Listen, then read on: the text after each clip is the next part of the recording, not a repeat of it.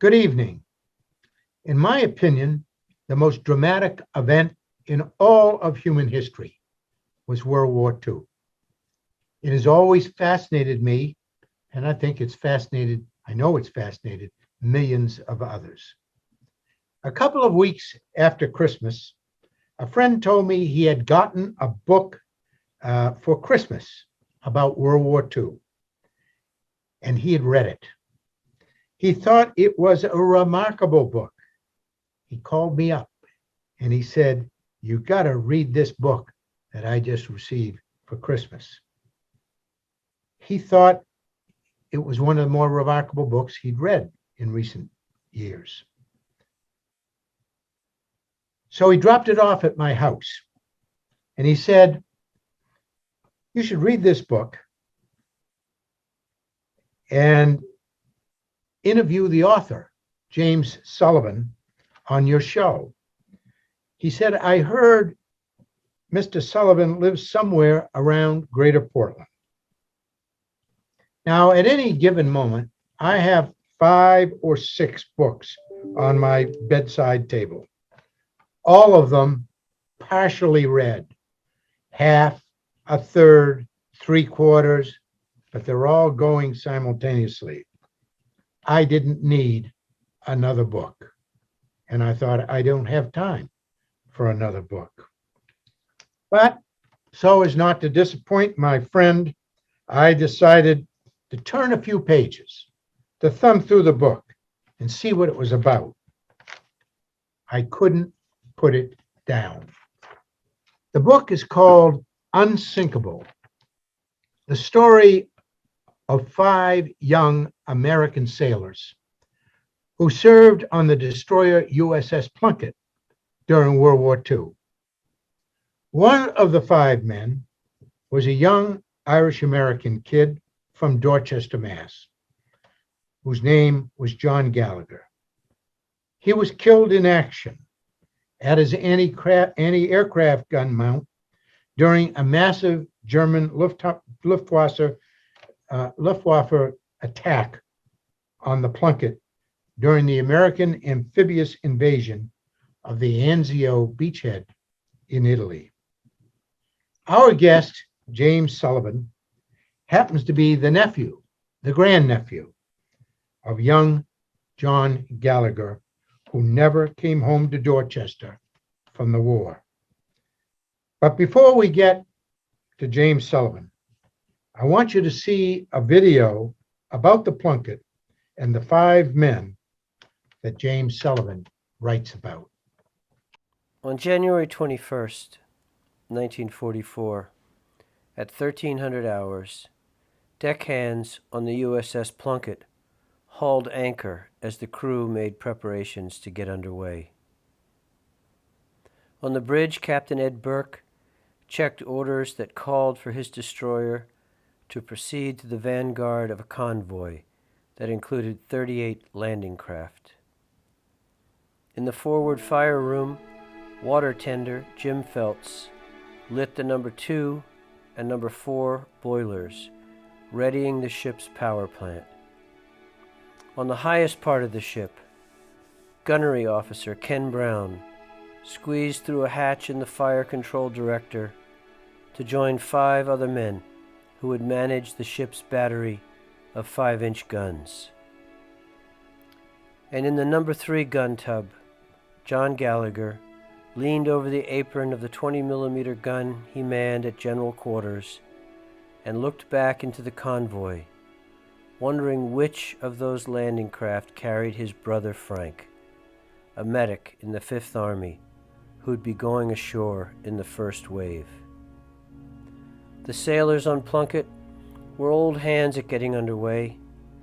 They'd come into the war at Casablanca more than a year earlier and had been steaming toward the red-hot center of it ever since. They'd come under aerial assault for the first time at Gela in Sicily. After 36 straight hours at general quarters, they wrote in their diaries that it was a day they'd never forget. Soon enough, that day would become a day just like any other, and then they would get worse. The Maddox went down, with 211 of her crew, in that first invasion off Jayla.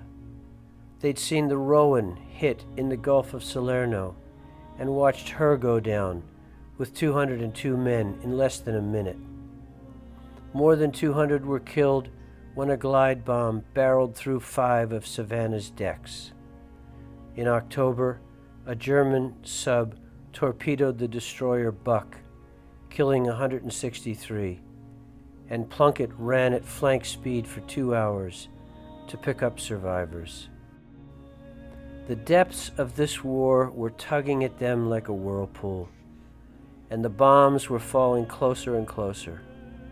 What they could not know, as they made fast their anchor on the afternoon of January 21st and started north from Naples through the Tyrrhenian Sea, was that they were steaming toward a rendezvous with the German Luftwaffe, the likes of which no U.S. Navy ship had ever seen or would see through all of World War II. It was to be a battle so savage and so relentless, it was a wonder that any of them would survive. This is that story.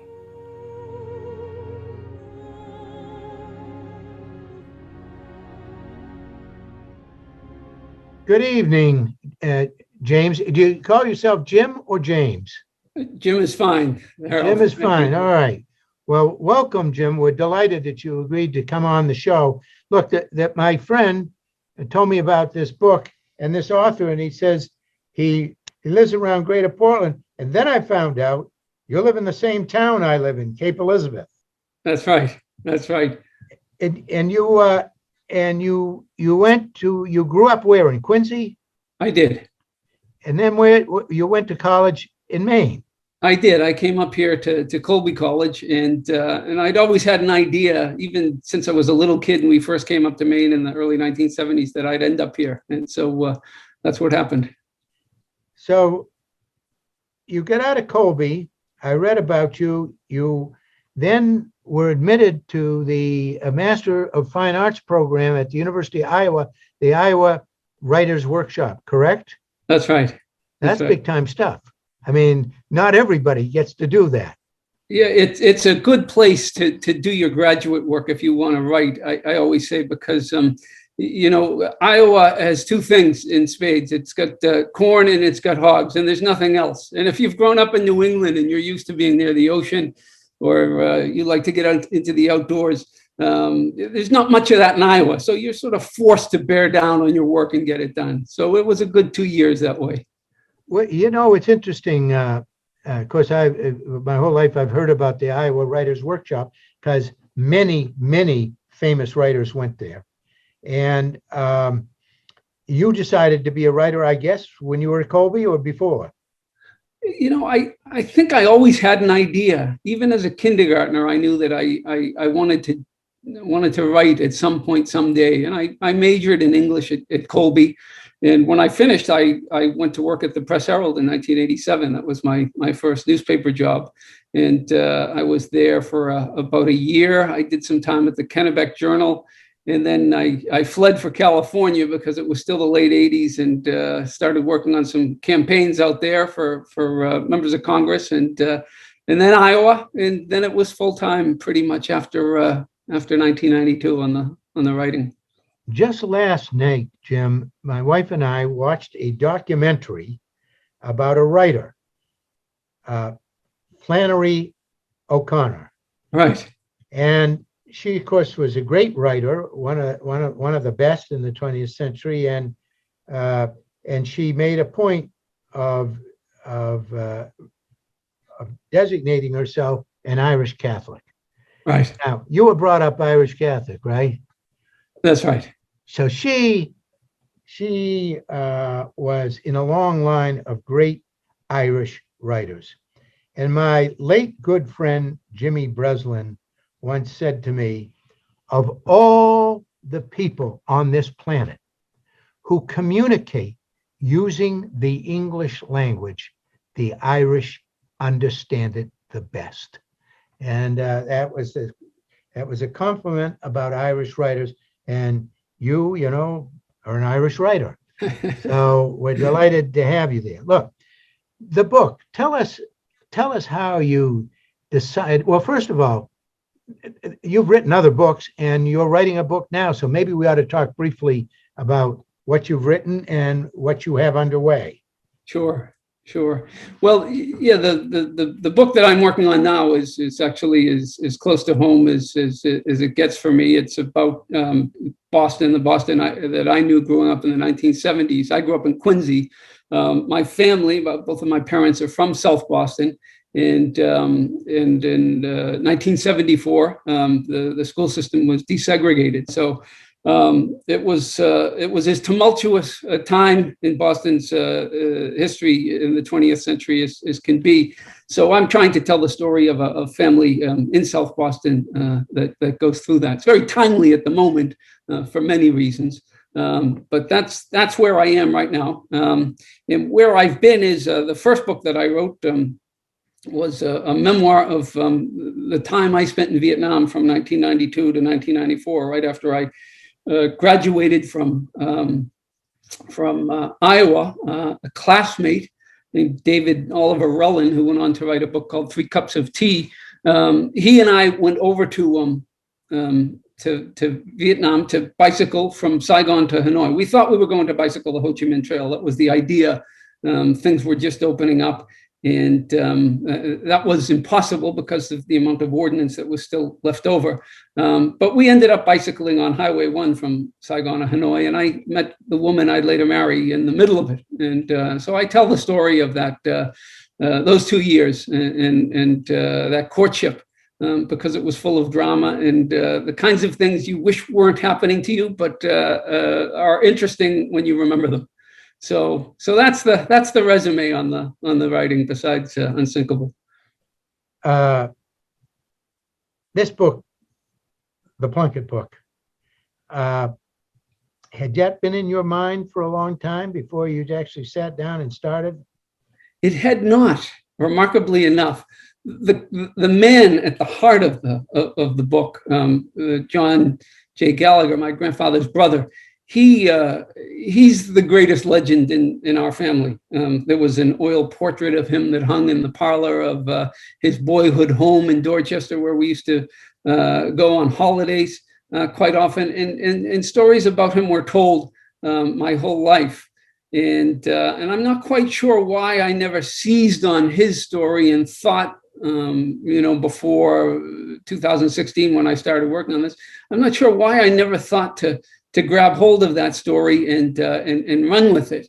But in 2016, when I did, it became one of those things where I wondered, how did I live this long without plunging into this story? There's so much to it. You did plunge into the story, and you focused it on 5 men, and including your grandfather's brother, and but he was dead, of course. He was killed in action. And you found the other 4 or relatives of the other 4, and then you began to engage with them deeply, it appears. And why don't you tell us about that, how you sought these people out and you focused on these 5 people and were able to establish relationships with the living ones? Sure. Yeah, they became important relationships too. Remarkably, in 2016, we were on our way to Italy. We were a family trip. My wife and our 2 children were heading over. We'd never been to Italy, and we were planning to go to Rome and Florence and Venice. And I wanted to go down to Pompeii. And when my wife learned of the logistics involved in getting from Rome to Pompeii in one day, she vetoed that. The kids, of course, were thinking about the beach, and I don't know who it was, but someone said there's a beach at Anzio. And I remember that Anzio was part of John Gallagher's story and his brother Frank Gallagher's story. And as soon as I remembered that Anzio was such a big part of my boyhood and the stories that I'd heard, I thought, yeah, it's time for us to get to Anzio. And so once I began to think about that, I began to wonder about the Plunkett. It was a destroyer, one of I think more than 500 destroyers went into the Second World War. And I began to wonder, were there any men that were still living who had been on the Plunkett during the war, and moreover, who'd been on the Plunkett at Anzio? So I jumped up onto the internet and I found an old reunion site from 2011. And there was a contact name at the bottom. This had been 5 years now. And so I called him up one day, a man named Ted Mueller. He was 91, 92 years old at the time. And I told him that I was interested in the Plunkett and I was interested in talking with anyone who might have been on the ship at Anzio. And he had not been. He had come on after Anzio. But he said, there's this one man out in St. Louis, real nice fella, and he'll talk to you. And he gave me 2 phone numbers, a home phone and a cell phone. So I called Jim Feltz at home and no answer. And then I thought, well, let me try his cell phone. And I got him. He was at a home show, which I thought was just fascinating, that you could be 92 years old at a home show and, maybe shopping for tile, for backsplash, a kitchen renovation. He wasn't giving up. Who knows why he was out. But I began to talk to him about my interest in the Plunkett. And we began to talk. And we're 5 or 6 minutes into the talk now. And he says, look, I'd love to speak with you more tomorrow. Why don't you give me a call at home and we can pick it up from there? And I said, I'll do that. And before I hung up, I said, I'd like to tell you that I've got a connection to the Plunkett. My grandfather's brother, John J. Gallagher, was on the ship during the war. And I hear the silence on the other end of the phone, and I'm thinking that the call has dropped. I remember pulling the phone away and looking at the face of it to see if the call had dropped, because the silence is going on and on.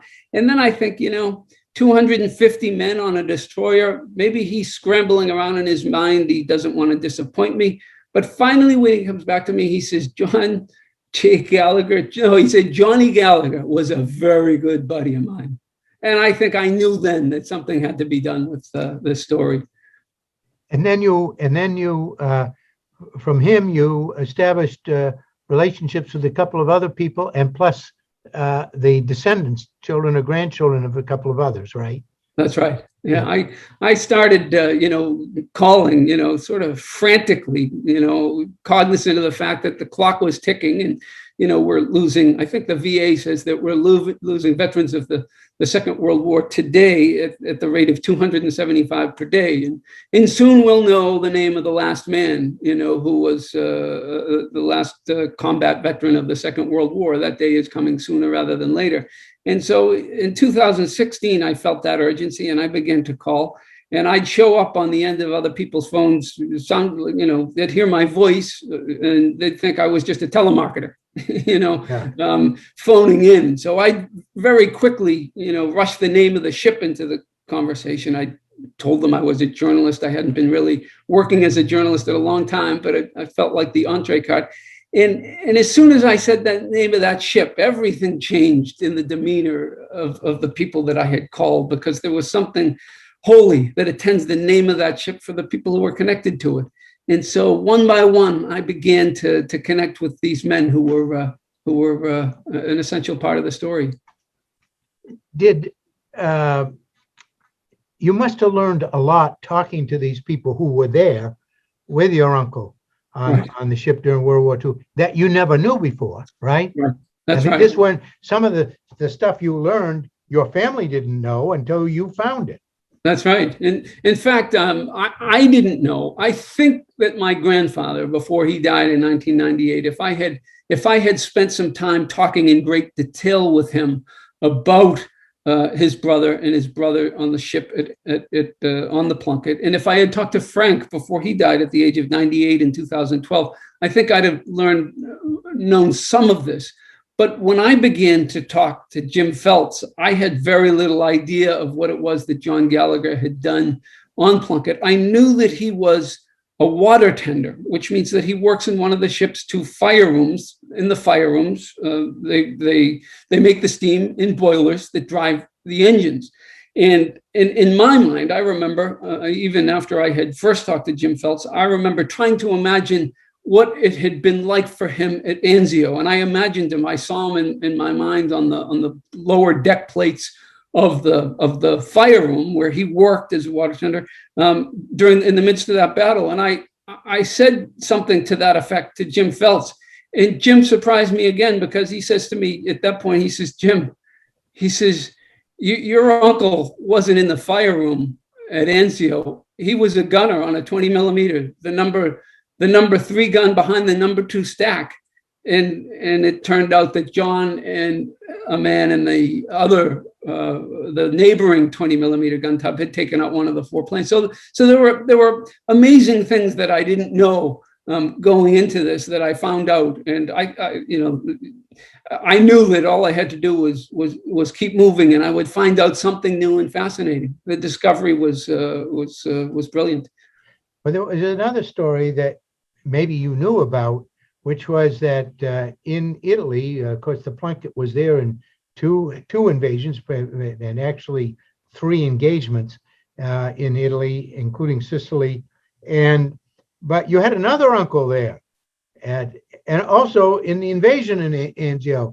And did you know that the 2 of them had seen each other over there? Yes, we all knew that. Frank Gallagher, there were 5 Gallagher brothers, and 4 of them went away to the war, and Frank was one of them.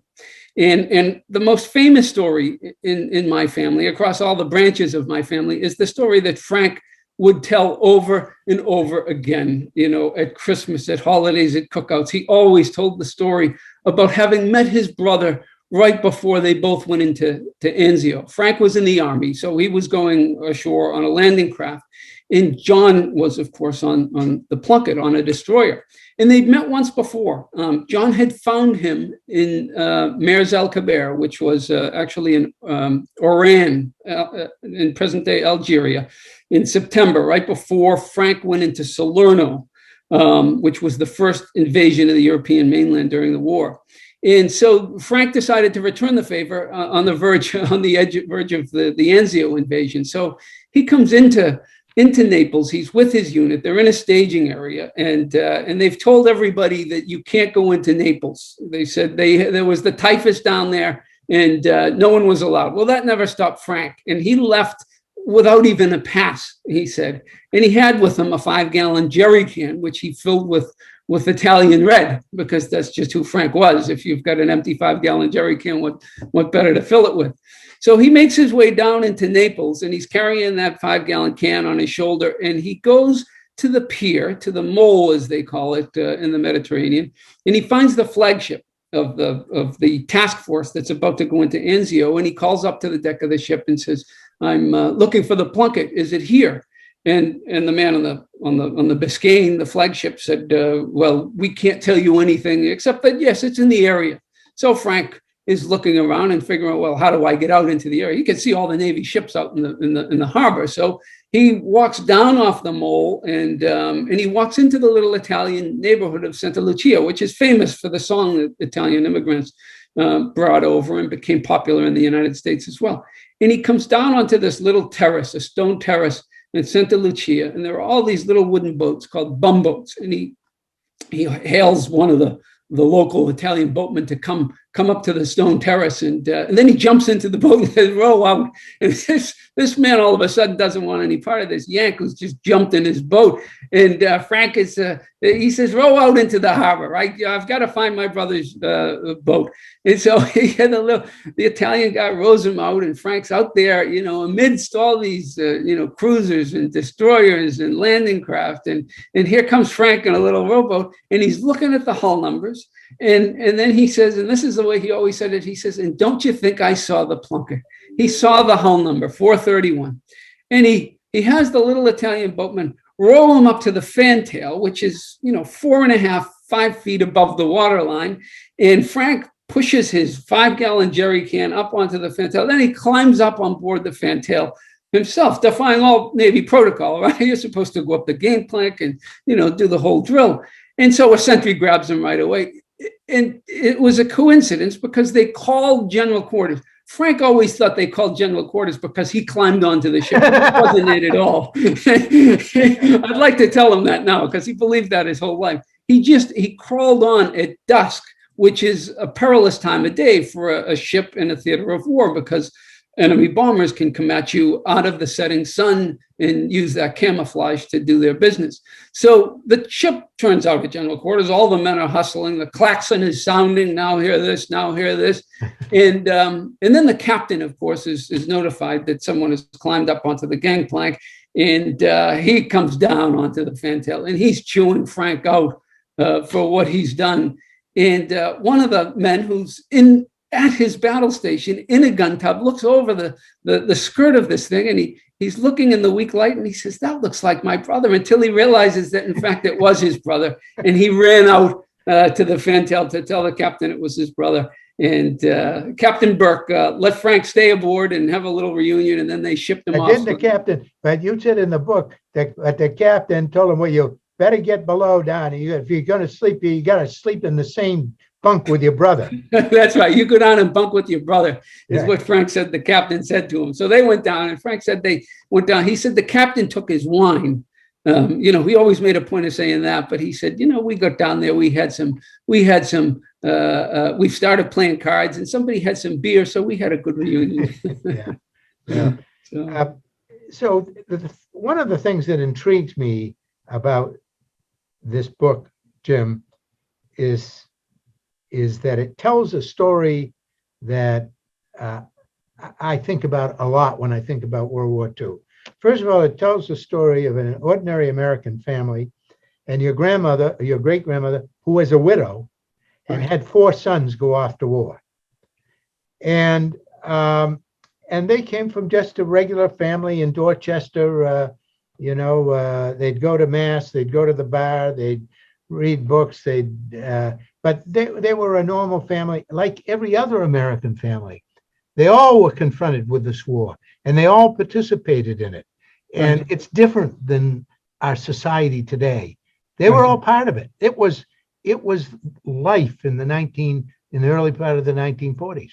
Right. And you tell the story about the people, about these kids who found their way on this ship, and about their life beforehand and what it was like after as well. Right. You want to talk a little bit about the part of this book that is a story of the 5 people. Right. Well, when I went into the development of the story, I'm not a historian, and I wasn't thinking of this as military history. I wasn't trying to write about the Battle of Anzio or the invasion of Sicily or even the invasion of the Italian mainland at Salerno, where so much military history is event-driven. And starts from the proposition of the event. I wanted to start from the proposition of the men, and because I had some interesting characters, I came into contact with some interesting characters. There was the memory of this great uncle that I began to see I could learn more about through all kinds of records and letters.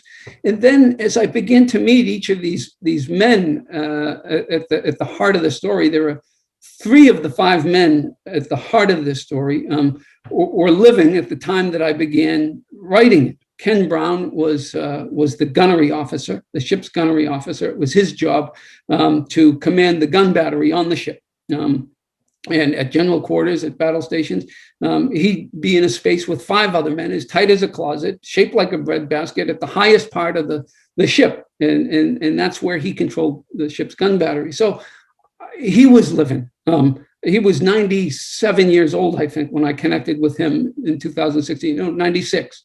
And he was just as alert and had a fantastic memory for all that had gone on back then.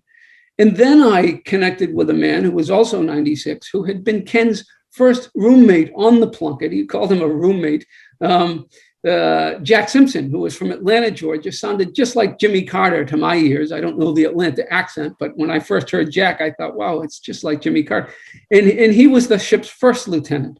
So that was, and Jack had a remarkable memory and started talking to me all about the Plunkett during the war. And then, of course, there's Jim Phelps, who's got all these stories. So these 3 men, it was some time, this was, I think, in April of 2016 when I first made contact with Jim Phelps.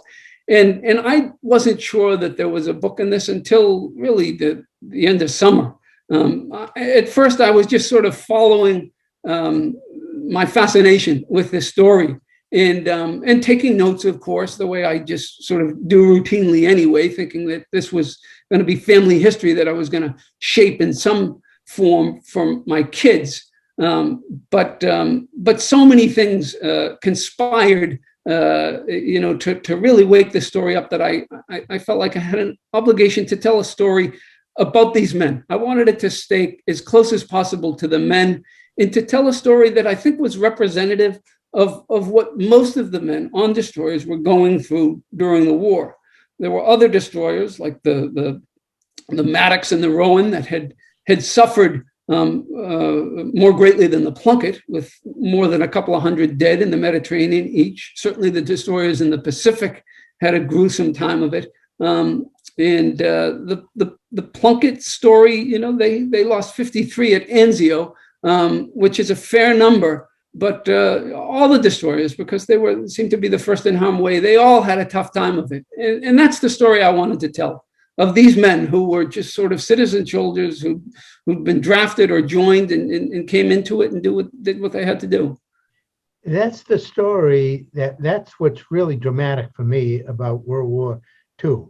Ordinary people, mostly kids, and they had to go. There was a draft. If you were 18 and 19 years old and in relatively good health, you were going to war.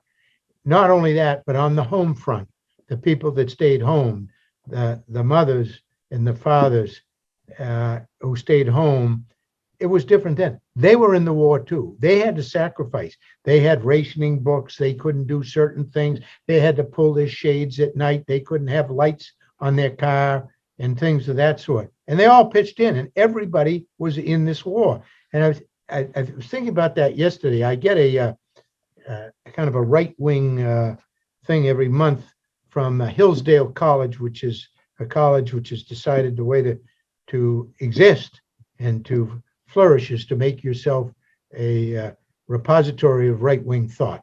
And so this was, I got it, and it's about COVID and so forth. But what it is how awful it is that the government tells us to wear masks, that the government tells us to station ourselves 6 feet away, etc. What business does this scholar says, what business is the government telling us those things? And I think of it, and I think of guys like people that write this and believe this, and they will tell you the first thing out of their mouth is they're patriots.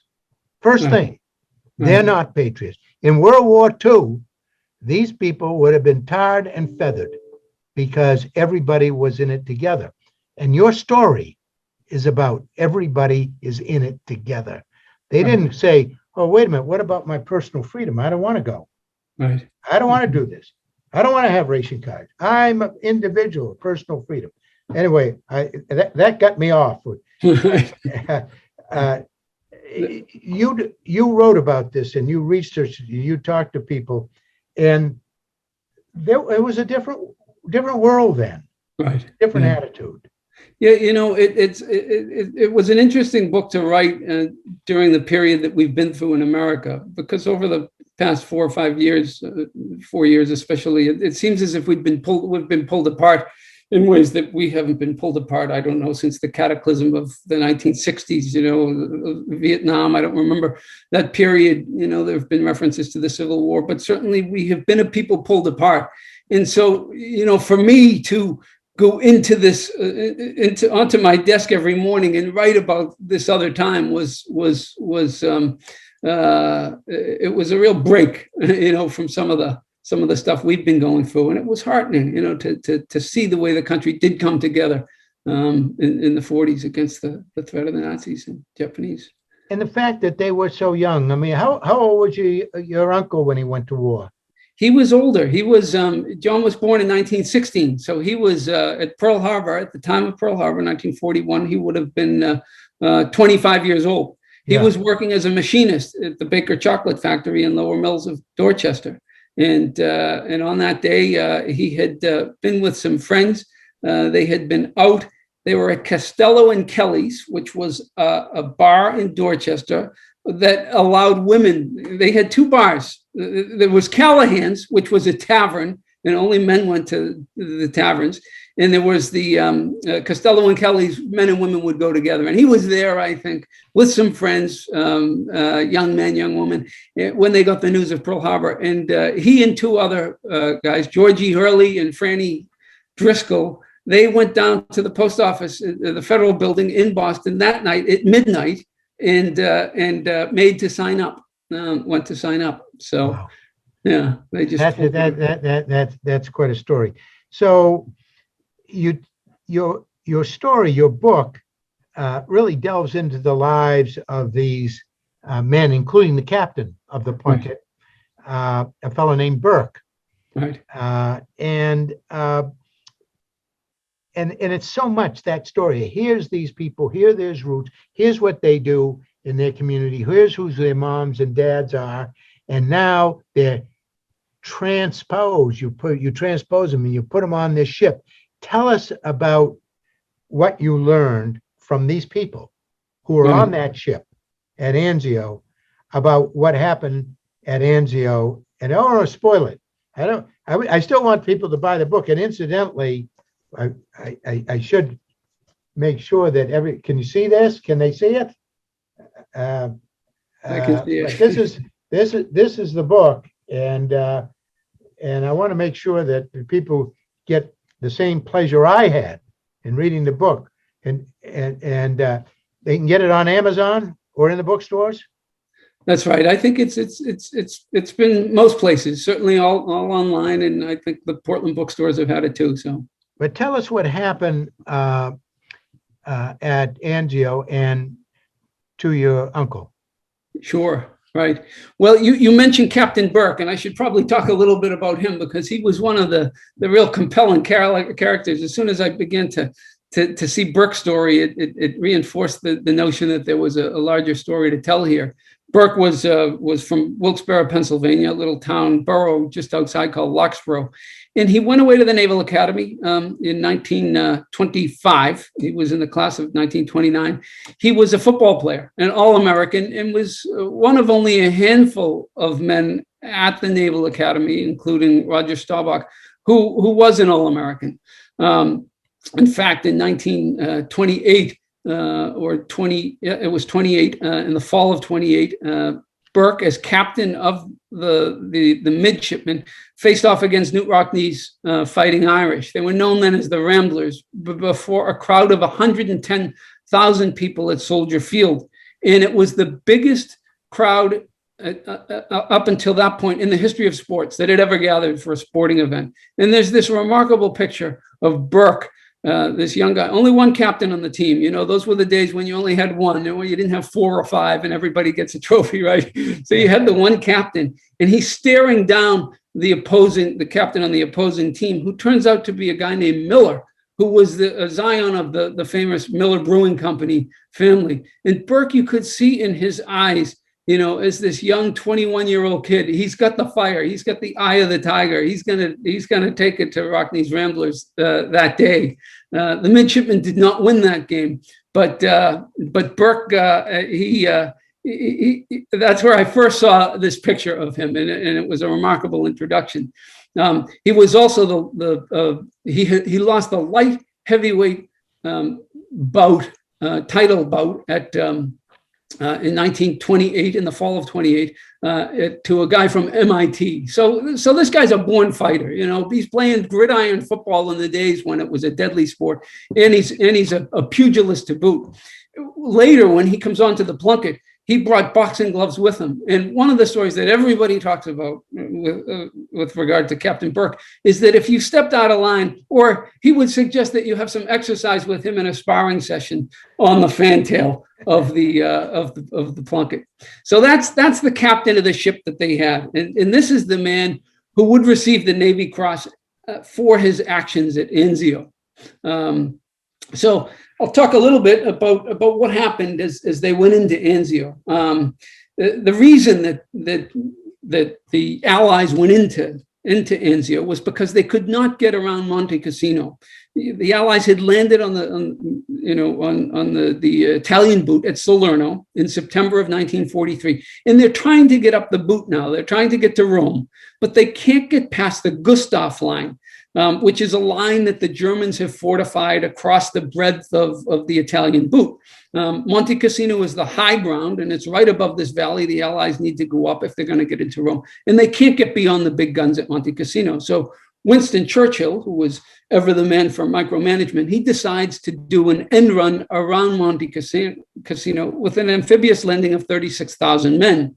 And so by this time, Eisenhower has already left the Mediterranean because he's working on Operation Overlord, the invasion of Normandy. But he leaves enough landing craft to make this one final amphibious landing in Italy. And now it's January 21st, 1943. And the landing craft are full of men. The destroyers, the cruisers, they have assembled, the task force have assembled in Naples. And in Pozzuoli, which was right beside Naples, there was a 9-year-old girl in Pozzuoli at that time who witnessed all this. She later grew up to be Sophia Loren. But on January 21st, they made their way up to Anzio Nettuno. This is where the landing was going to be. And the landing was what the men call a milk run, because this invasion, unlike the invasion at Salerno, was not on a red hot beach. The resistance by the Germans was not that great. But 2 days later, on January 4th at dusk, the Luftwaffe mounted an attack on the beachhead because all the Allies had got ashore. They hadn't proceeded very far inland yet. They were fortified on the beach. You had all of the landing craft were still in the transport area, resupplying the men on the shore. And the Plunkett was out there at dusk on January 24th. They had been called to general quarters, to battle stations 7 times that day by dusk. And at dusk, between 12 and 14 bombers swept down on Plunkett. It was alone on a picket line. And they believed that they thought it was a cruiser that they had in their grips. And for the next 25 minutes, these dozen German Luftwaffe bombs gave it to the Plunkett, dropping bombs, dropping torpedoes, and the Plunkett gave as good as it got. So it was a remarkable 25-minute haul, which is the last probably 100 pages of the book is all Anzio. And your uncle was killed. That's right. Yeah. During that 25-minute period. That's right. He was on a 20 millimeter gun, and he worked on this gun with a loader and a handler. There were 3 men. John was strapped in. He had a strap around his back. There were these C-shaped shoulder mounts, and you would shove your shoulders into these, and it was you controlled the gun, the movement of the gun, the elevation angles of the gun. Unlike the 5-inch guns, the big guns on the Plunkett, there were 4 of them, and they were on the center line of the ship. They were controlled by the gun boss, by Ken Brown, up in the director. But there were 6 20 millimeter guns and a single 1.1-inch gun, which was manned by 10 men.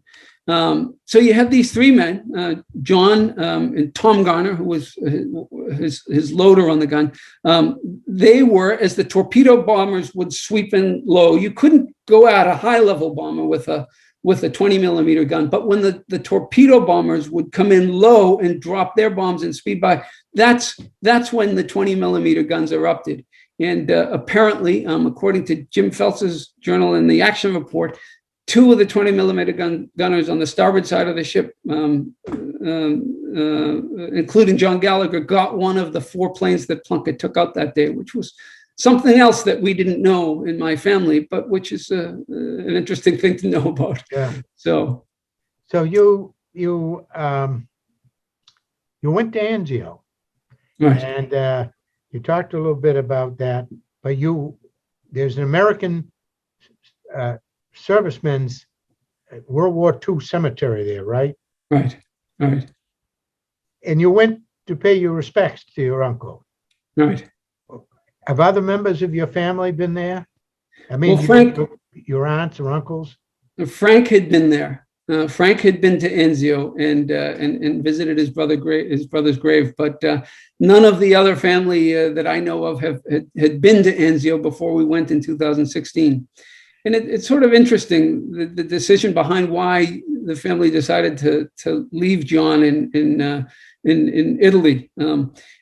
My great grandmother had a stroke shortly after he went into the Navy, and when she found out that he was killed, it was such a traumatic event for her that the doctor advised against bringing his body home because they didn't think that she would survive his homecoming that way. And when they knew that the cemetery, the Sicily Rome American Cemetery, was going to be the kind of resting place you'd want your son, they left him there, and I'm glad they did. There are 6 other men from the Plunkett that are there, and it's an incredibly beautiful place. The gunnery officer on the Plunkett, Ken Brown, tells the story about the dedication of that cemetery, which is a very powerful little anecdote, because the Army general who dedicated the cemetery in 1945, he was giving a speech before all these dignitaries. And Ken Brown told me this story one night. I was out visiting him. I went up to visit him in Denver, Colorado a couple of times. And we were at dinner one night, and he asked me if I knew how the cemetery had been dedicated. And I said that I hadn't. And he began to tell me about the general who stood up to give the speech. There were US senators there and military brass and hundreds of other people. But when it came time for the general to really address this crowd, he turned his back on the crowd and he addressed the men that were buried behind him. And he apologized to them for having made decisions that lost them their lives. And he said that for the rest of his life, if anyone ever tried to tell him that war was all glory, he'd set them straight. And Bill Maudlin, the famous World War II cartoonist, he tells this same story. And Ken told me this story over dinner one night, and he could barely get the words out. He was so moved by what this general had done, the way he had turned his back on the crowd to address the men who had fallen. So it's a magical place. It's hallowed ground, that cemetery in Nettuno, and we've been twice now, my family. So while we're on the subject of the cemetery, I want to tell you that I told somebody else about this book, a friend of mine in my neighborhood, and he said, "Can I borrow it? Because that's bad for the writer. Not selling a book." I hesitate to tell you that I loaned it to him instead of telling him to buy it.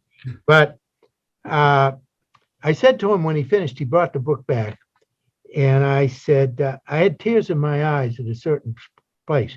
He said, "I know where I had tears in my eyes. And you might have had tears in your eyes when you were writing it. But if you don't mind, they'll still buy the book, Jim. I just want to read a couple of paragraphs. Sure. At the end of this book. Because it also, the other dimension of this is it's family. Right. It's also part of your family history. And you write it with some emotion. And you say in the book, unlike other relatives we've loved and lost, there was always something different in the affection we felt for John Gallagher. For this uncle we'd never known. He didn't have a family of his own because he never married, because he was a young man when he got killed. We were all he had. We were all he had. And so he belonged to us. Each of us felt an individual responsibility to the maintenance of his memory and to the name of his ship. And I have a hard time finishing that. But that's a beautiful thing to be written about a family. It is absolutely a beautiful film. The other thing I wanted to say is, in the book, you say when you went to Anzio, you brought some soil from Dorchester, right, to put on his grave, correct? We did. And you told Jim Feltz, who was still living, one of the guys who was on the ship that was giving you information, you told him that you were going. And you write, if I got to Anzio, Jim said to me, which seemed an improbable thing to a man who had lived through that night when they were all killed, and that problem 70 years ago. The word Anzio, not so much the name of an actual place anymore as a memory he hadn't ever stopped smoldering and that could still flare. He wanted me to deliver a message to his old shipmate.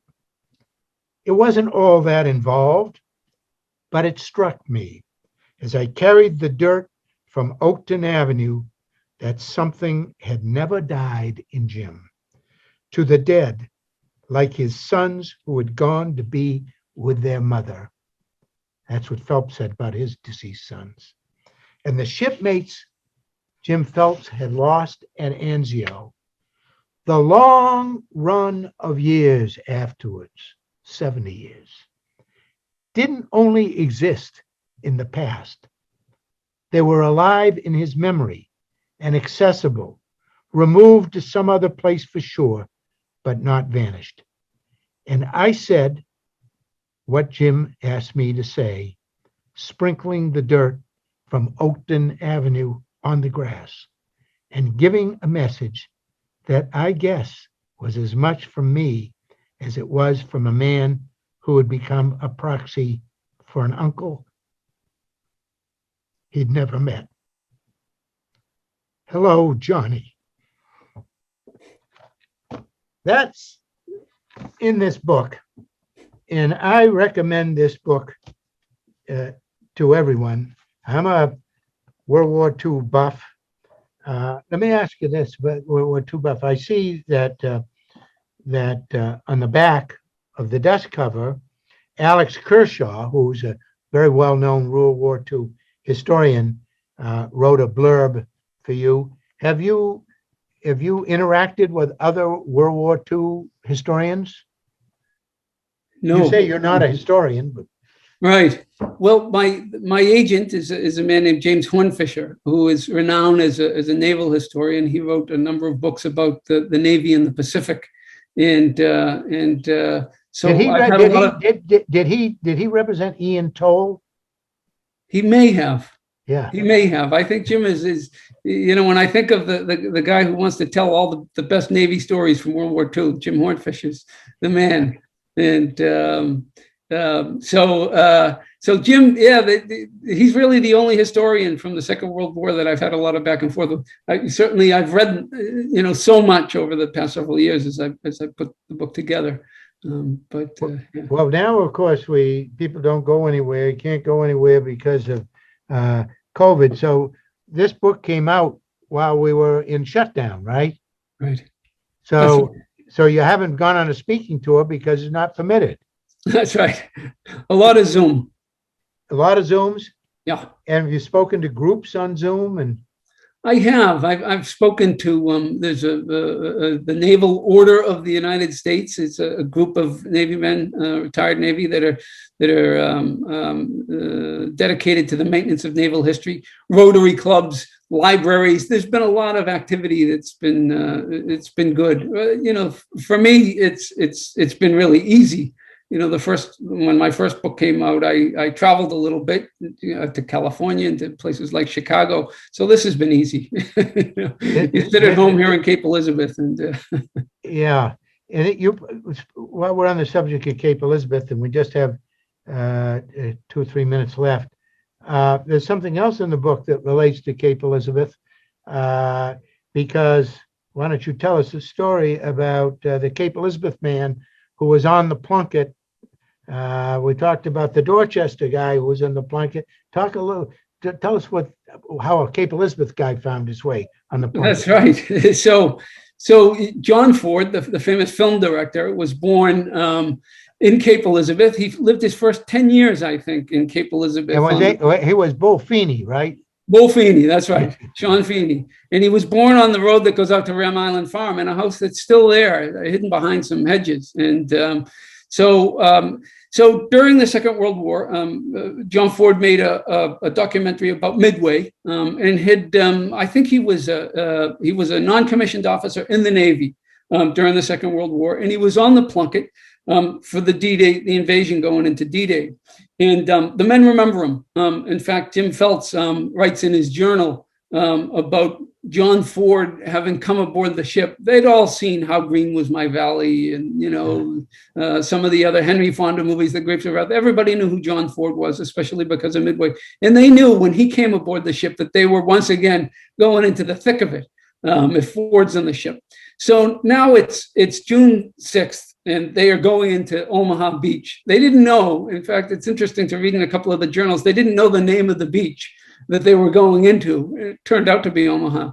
And they were, in the beginning, they were screening the landing craft, going into the landings. They were at the rear, but somehow, and John Ford wrote about this later in American Legion magazine, the Plunkett was at the vanguard. They were at the front, up by the landing craft going in, and they got so close to shore that they about scraped the hull of the ship in the sand. And Ford wanted to get closer because he had his cameramen on board, these Coast Guard cameramen, and he was taking footage of the landings. And so he's up on the bridge and he's saying, can we get closer to Captain Outerson, who succeeded Burke on the bridge on the Plunkett? And Outerson says to him in the midst of the landings, when all this is going on, he says, yeah, I can get you closer. You can get in that whaleboat that's hanging from the davits out there. We'll lower you. You can go right in.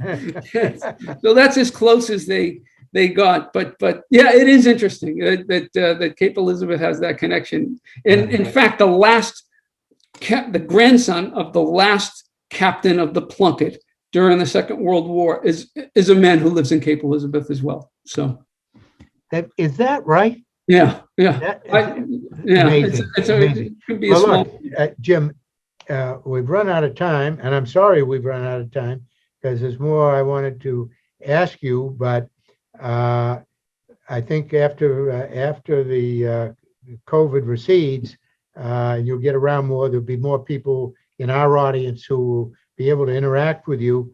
But once again, everybody that watching the show knows I really enjoyed this book, and I hope they do too. Again, Unsinkable by James Sullivan. So, Jim, thanks very much, and look forward to seeing you again. Thank you, Harold. It's been a pleasure. Bye-bye.